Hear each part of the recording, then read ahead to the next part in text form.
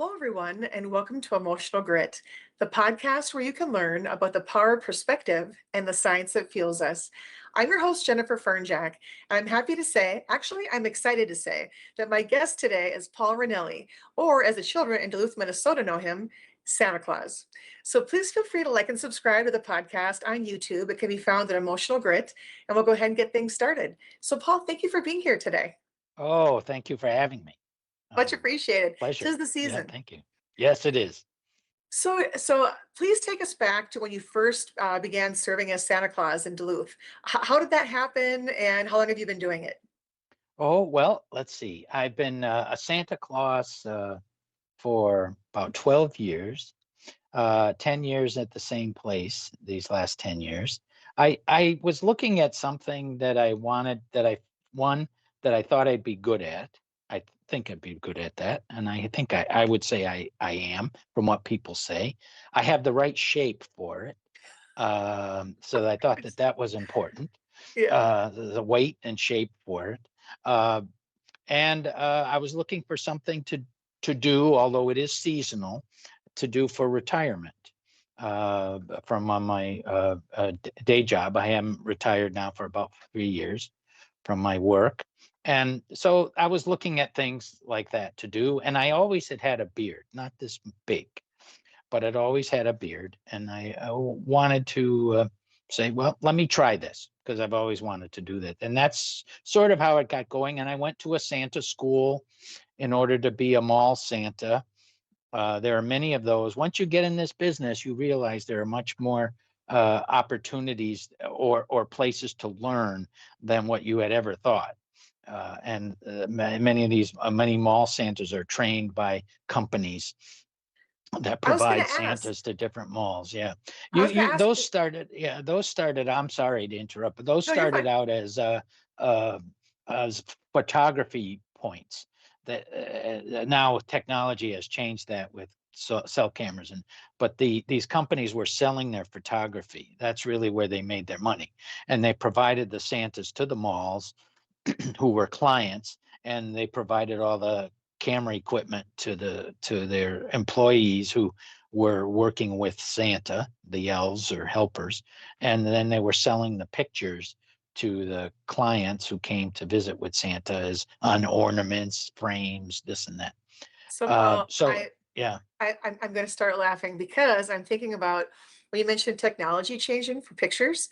I think back to when I was going to school as a little kid, and there was picture day at school, and it was one yeah. shot. Like it was that day. There might have been maybe a makeup day if you were sick, but there was no do over for those of us who had them done. Hmm. So when you get your package of pictures, maybe a week or so later, sometimes your eyes were closed. Yeah. Sometimes there were kids who were sitting there like this or whatever. Yeah. And so I'm wondering, I'm picturing these pictures of kids on Santa's lap, like maybe like little kids who are kind of like kind of squirrely and don't want to sit still or whatever. Yeah.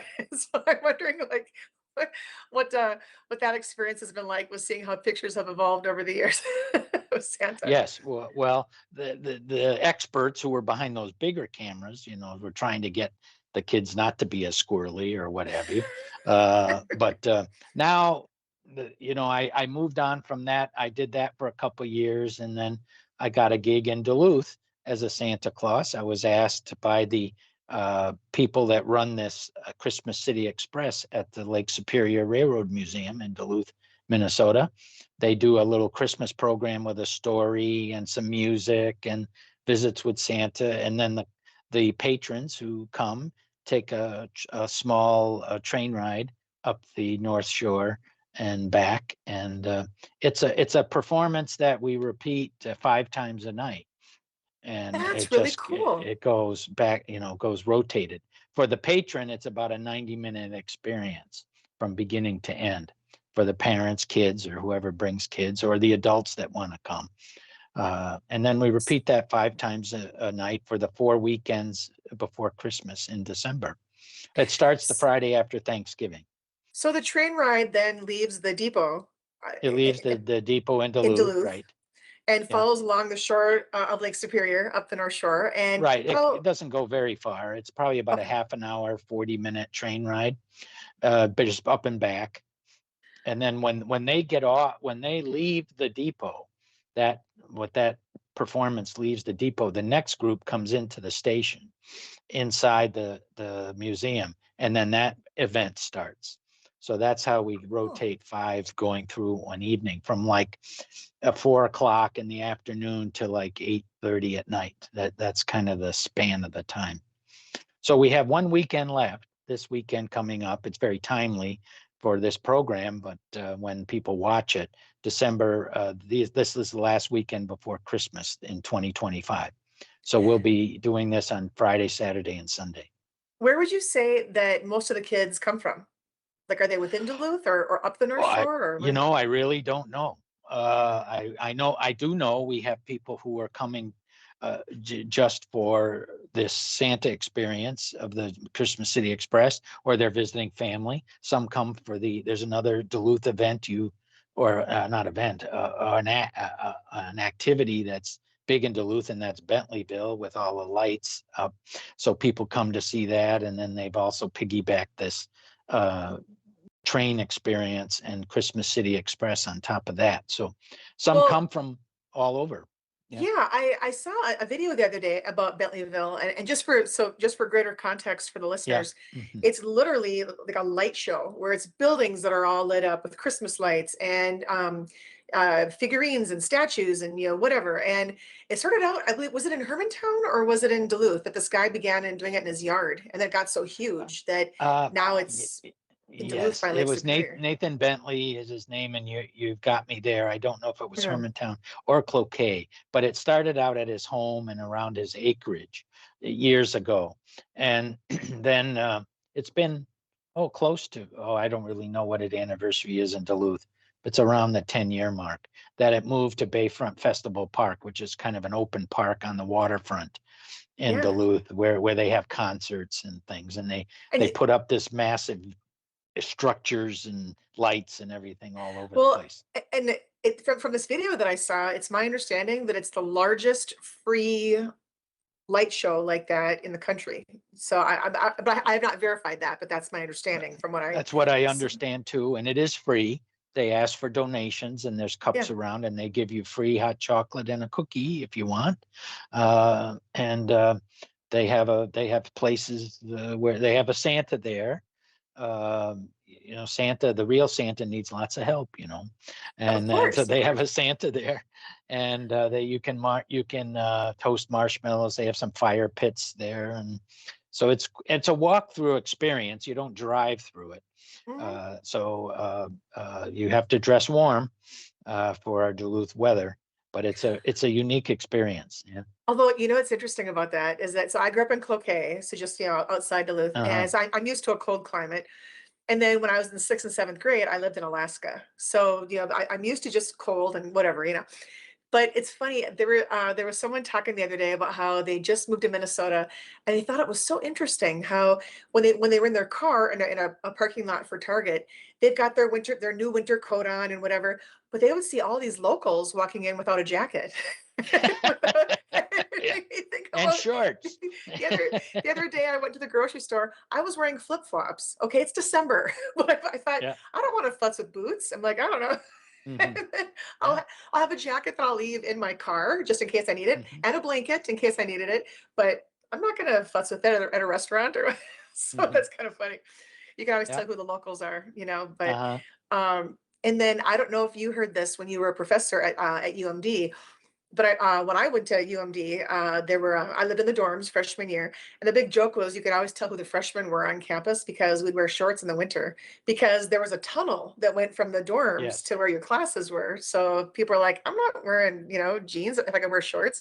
So it's very subjective how that kind of stuff works, Yep. All But the rooms and buildings. That's where I was a professor for the last 20 years of my career. And all the rooms and, like you said, buildings are connected. So yeah, you can roll out of your dorm bed.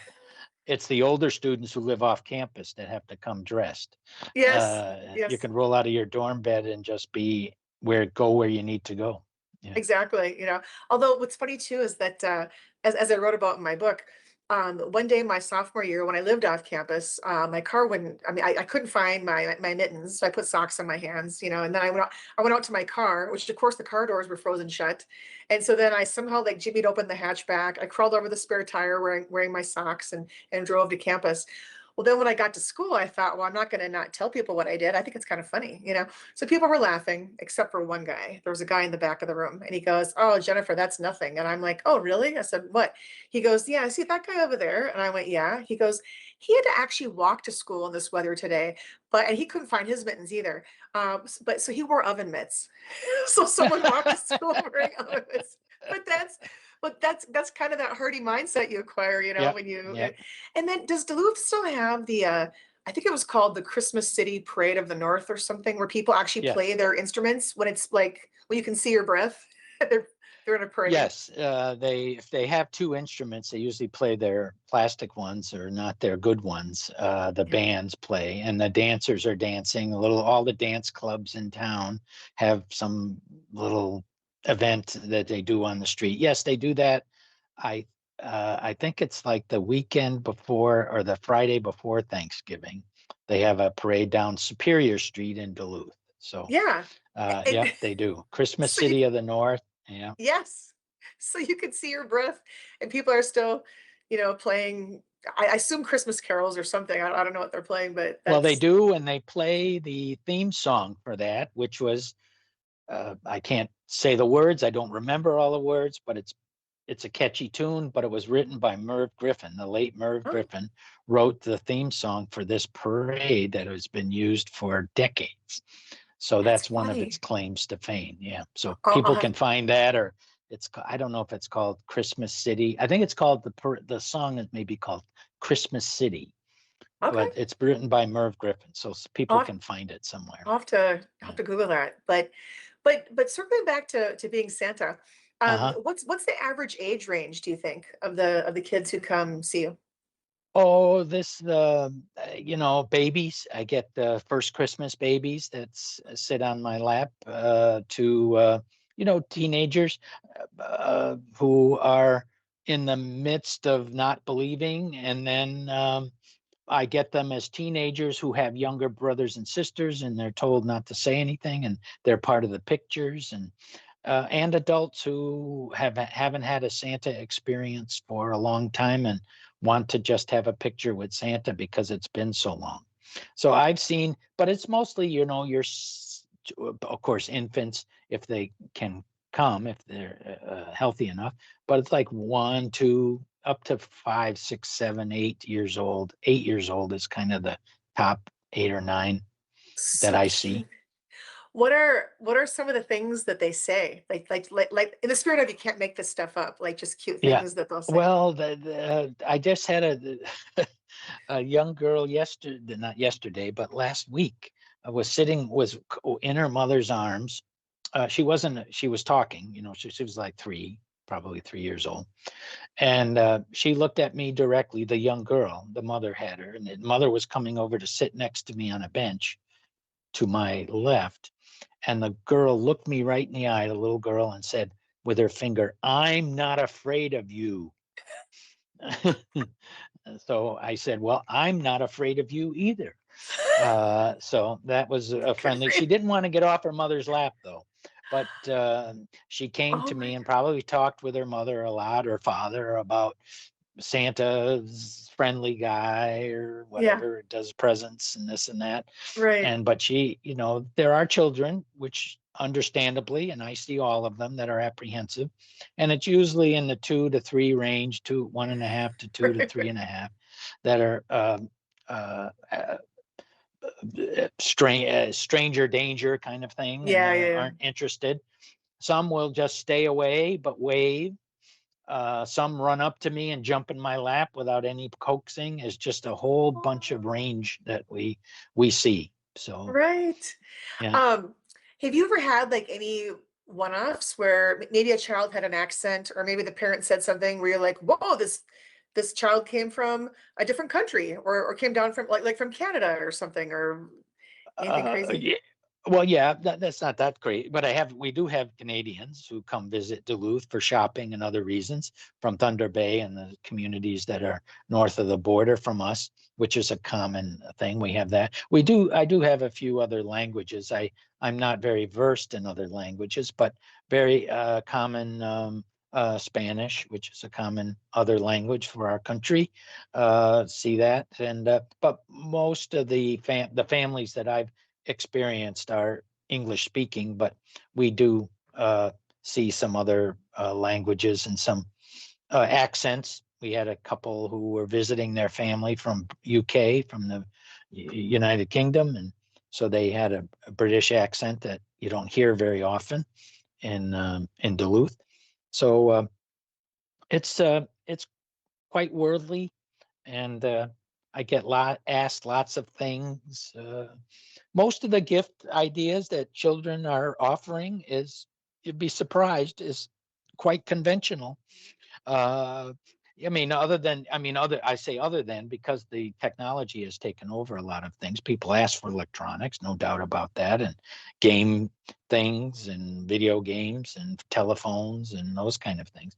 But the lots of trains being asked for, lots of trucks, lots of dolls, lots of Barbies, lots of Furbies, or what's a Lububus, and all these popular, whatever the popular toy is. So it's not as garde as what people. Oh, Legos. Oh, Legos or Duplos or some construction type of yeah. brick, brick or block. Very common. Dinosaurs are still very popular, among little guys or little gals. Like I said, dolls, American Girl doll, Barbie dolls, this house, that house, cooking. I want a little kitchen, or even little guys, kitchen, or wanted a grocery Um, store or something to play you know, with. Yeah. it's interesting how toys have changed so much because I think about when I was little, and there were probably toys that wouldn't even be a thing now, like the easy bake oven. Hey kids, put a Yeah. light bulb in here. Hey, let's make a Yeah. cake. Or there was, or like Well, light they still bright. ask for that, and they Oh, still do you make them. like light We bright? still make them at the North Pole. Yes, we do. It's hard to find those So light bulbs, but we do. that's so But they funny. still make them, and Or they lawn ask for darts. them. Yeah, yeah, yeah. Like what? That's So, so funny. Wow. Have you ever had a little kid ask for something for somebody else? oh Like, yes, you know? yes, yeah. Yes. Some of them have been more poignant. That Santa is really limited in his magic and is a carpenter and works with wood, but asks for mother or father to be healthy. Has an illness, or Wow. having a parent away and for the armed forces, or is on duty somewhere, wants to come, if they Wow. can come home. Um, What a mature so thought. yeah, oh yeah, yeah, and those things come out usually from an older child, little Mhm. older child, but still one in the Santa range. Uh, How do you that it respond doesn't. to something like that? Well, it's just my response. I don't know how other uh, uh, helpers, Santa helpers, would do that. But my response is that I will do what I can. I will pray with you or help you, but Yeah. I need your help to do this. I need your help to think positively, to be a positive influence on the rest of your family, and for if your father is missing, for the now to be helpful to your mother, and then we hope things will turn out. I and I so that's how I try to engage them in a communication of trying to be helpful and still be positive about their Yes. experience. Yeah. Oh, When you mentioned going through some training, to yeah. become Yes. to be Santa, does it get into that kind of stuff as far as Yes. like how to Mhm. pivot those conversations and how to best Yes. approach them? Yes. And and even more serious ones. I mean, those are serious, but those are poignant ones. We are depending on which state you're in and all, we are kind of designated reporters. So if people say that they want their parent to stop beating them, for example. I mean, this is that has not happened to me, but the training we have gone through that. Uh, we are not supposed to. We as Santa performers, we are supposed to get the authorities we're working with at the place we're at to explain to them and to see if depending on the seriousness of the child's statement, of whether authorities need to be called. Yeah. Uh, so those are things you don't want to hear, but they could come up. They have not in my tenure. I've had more I'll say positive needs of, although an illness is not a positive thing, but trying to help their mother or father Yes. who has disease or illness, or like I said, the away on military duty. Uh, so those kinds of things. And I I can and see I that. do I as far as getting to be more lighter on this subject, one of my phrases, and we were taught this very much, is not to promise anything for anybody. Mm, mm. Like, I will get you that, unless the parent or the guardian who's with the child has given you some sort of high sign that, yeah, they're going to get this sled, or they're going to get this, whatever they're asking for. Like, yeah, you can say oh yeah, I'll get you that sled. Right. And that happens. But mostly I say, I'll see what I can do about that. Oh, You that's know, smart. That's smart. because you get lots of requests that are just outside of the financial realm of people, but also puppies and horses and live horses, not stuffed puppies or stuffed Well, horses. speaking of pets, I know down here in the Twin Cities, once in a while at malls, I'll hear about Santa Paws events Yeah, where Santa's there to take pictures of people's pets. Have you ever done that before? I have not, but my colleagues I've known, I've done pet night, especially mall colleagues that I've had. And the Santa inside joke, funny part is usually they have two Santa suits, one for non-pet nights and one for pet nights, because the pet night usually has problems, or I was gonna say, pets I usually suppose have either one could problems. have pee on it, maybe because the kid might pee. I know, Yeah, but but for sure, chance, pet hair on yes, the one. yeah, it's pets. Maybe not the pee Right, or right, that, but it is hair and that kind of thing. And so, and then right. people are allergic to pets. So if they come to your regular gig, I'll say, with Oh, your yeah, yeah. Santa with kids, and you have pet hair and dander on you, so you Right. you, you generally have two suits if you're doing pet stuff, Okay, and that then makes sense. it's a protection for allergies, and then any sort of unexpected accidents that happen. So, That's fair. yeah. Well, now I think that most people would be surprised to know that there actually is a house for Santa in a place called the North Pole. And I say this because I was there last year. And so Uh-huh. the town is called North Pole. It's a city of about probably a couple hundred, or maybe like 2,200 people or so. Hmm. It's about 20 minutes from Fairbanks, Alaska, which is also about 125 miles from the Arctic Circle. So I did some research on Uh-huh. this. So it's way up there. But when I went to Alaska last year, I flew from Minneapolis to Anchorage, and then I drove 7 hours from Anchorage up to Fairbanks. And I knew the North Pole was by there. So of course I'm like, who would go that far and not see Santa's house, Hmm. you know? So I did go to the house for Santa, and what I did as part of the prep for the podcast today is I Googled North Pole, Alaska to get a kind of a written narrative of some highlights of it. So I Hmm. want to share those with you and the audience. So I'm Oh, going to sure. pull up my phone here. I mean, it's just a magical place. I'm glad you made it to Okay. my house. Yeah. Yeah, exactly.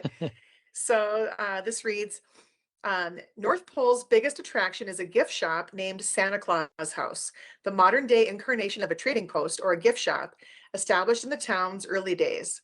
The Santa Claus House is known for the world's largest fiberglass statue of Santa, and a small group of domesticated reindeer are just outside as well. Before Christmas each year, the United States Postal Service, or their actual post office in North Pole, receives hundreds of thousands of letters to Santa Claus and thousands more from people wanting the town's postmark on their Christmas greeting cards to their Mhm. families. It advertises the zip code 99705 as the zip code of Santa. A community program also responds to letters addressed to One Santa Claus Lane. Christmas themed streets in North Pole include Santa Claus Lane, St. Nicholas Drive, Snowman Lane, and Kris Kringle Drive. Street lights in the city are decorated as candy canes, and many local businesses have similar decorations. The city's fire trucks and ambulances are all red, while the police cars are green and white. The city also has an all-female flat track roller derby league called the North Pole Babes. Who knew? In Toyland, whose athletes have Christmas and North Pole inspired skater themes. And then it just goes on a little bit more, but having been there, I can tell you it's magical. And so to actually see the streetlights look like candy canes, and to drive by, the road named after Kris Kringle or Santa. And then I actually met some people who work in the gift shop in Santa's house. Ah, mhm, And I heard about how there are people at a local school, and I think maybe other schools as well, who will volunteer their time. And it's the person that I spoke with mentioned it's both faculty, staff, yeah, faculty, staff, and students, I guess, who will respond to these letters to Santa that come from all over mhm. the world. So yeah, it's an actual place. And some place to check out. In addition to your house in Duluth, right? No. Yeah, oh, yes, yes. Yeah. But what would you say your favorite part of serving as Santa is? My favorite part is really seeing the children, this there's a saying, and it's not from me, and I don't even know who said this, but when a children smiles, the whole world smiles with them. And it's the excitement that they have. I like giving back, and it's awfully fun and meaningful.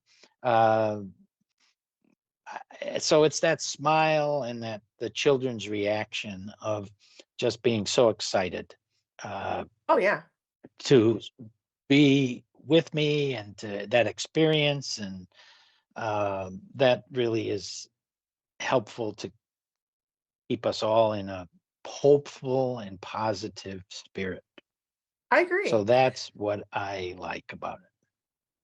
Well, and in terms of just tying it in like with my book and the idea of how we can be Hmm. affected physically by things, as you and I talked about a little bit before the podcast started, the whole idea of the novelty of Santa. So for a little kid to see this beard and this hat Hmm. and the outfit itself, and just kind of the maybe there's some elves that are nearby too or whatever, just the Hmm. nostalgia, or excuse me, the novelty of that, it gets a lot of kids, yeah, I mean, really giddy. I mean, depending on how old they are, of course. I know that some get Yeah. a little bit kind of like, who's this? But and then as people get Yeah. older, it's the novelty, excuse me, it's the nostalgia of it. Yeah, it's the nostalgia Right. of the memories that can Hmm. come from it. Whether it Hmm. is Santa at the shopping center, or in your case, maybe someone did the train ride up the North Shore with Santa, or was it the depot? Or even just maybe Santa came to their school, or different things like that. Hmm. Can create lots of nostalgia later in later years to think about it and Hmm. have positive memories associated with it. But now, if people want to participate in the train rides, or possibly come see you, I know now we're obviously inching toward Christmas, so there's just one weekend Right. left of the train rides. But is there a certain website, or a certain thing they should Google? Yes. They could. It can. You can get through it from a number of sources. You could look at Christmas City Express Duluth. You could go to Lake Superior Train Museum, Railroad Museum, really, in Duluth. Duluth Trains also seems to be a good keyword on Facebook, and through searching. And then look for, I don't know the availability of these trains that are this coming weekend, if they're sold out or not, but you can Okay, certainly try. yeah, It's Friday and Saturday, and Sunday's our last day of the season there to do that. So, but Santa's around everywhere else, you can go other places for them. But that's as true. far as this experience, it's this weekend. So you can go to those sites, and there you order tickets online, and you can see the times that are available. Cool. that can do it. Or I'm sure you could call the Lake Superior Railroad Museum and ask them questions in That's Duluth. true. I don't have the phone number handy, but you can find it faster than I can get it to you. Right, right, right. Exactly. But so any closing thoughts or comments or stories that you want to share with people before we end the podcast?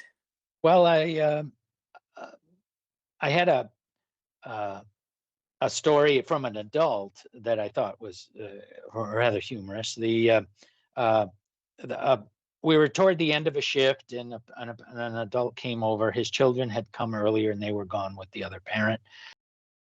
And the grandfather came over, and he says, a friend of mine used to be a Santa, and so he's telling me this story. And when my kids, and he's talking as the grandfather, he says, when my own kids were young, we'd come visit this Santa, and they were off somewhere, but they weren't far enough away, I found out. And then I'm talking to my friend, the Santa, and I said, "Oh, has your daughter had her baby yet?" Because I knew the daughter was pregnant. He's telling this story, and then the kid was in earshot, wasn't far enough away, and he says, "Dad, you know Santa?" Oh So my he said, gosh, that's so "Oh, cute. yeah." So you got to be careful what you say and Exactly. when you know. So Exactly. that was one, and I've Oh my had others that one uh, person wanted all the toys. He said, one little boy says, "I want all the toys," and I said, "All the toys?" Well, it said, no one will get anything else then. No, I can't share it with everybody else. He said, "All right, how about one?" So I said, "Okay, I oh can do that. I can do right, that's fair. that." That's fair. So there's little stories like that. Some will come to mind, even though I can't remember. But Right. it's a fun experience, and I enjoy doing it. And I hope it gives people some positive news, even when the world is in a positive place. But a lot of times our world is not in a positive place. So this Right. is a experience of to be happy and think of hope and just have hope. Absolutely. And hope is what can get us through. Absolutely. Well, and how did this work during the pandemic? Well, the good. Was it Well, one year we were off. We didn't have any visits from Santa, so they didn't have the Christmas City Express. Then the next year, there was no lap sitting. They could sit next to me, and I wore a mask. And most of the patrons and kids wore masks still in the second year. That was like 2021. okay? 2020 Christmas, there was nothing. 2021 was masking. And then 2022 Christmas, by then we were kind of back to normal.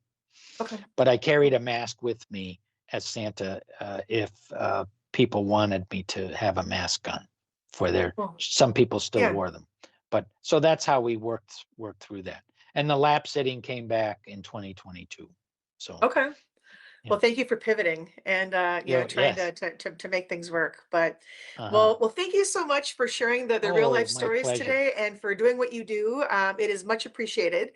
And for everybody who's listening, thank you as well. And people should seriously consider Googling those train rides in Duluth. And then, of course, also consider Googling North Pole, Alaska, where Santa's house is. Yes. It's pretty Hmm. interesting. But again, for more podcasts, please feel free to go to my YouTube channel at Emotional Grit. And thanks everyone for joining us.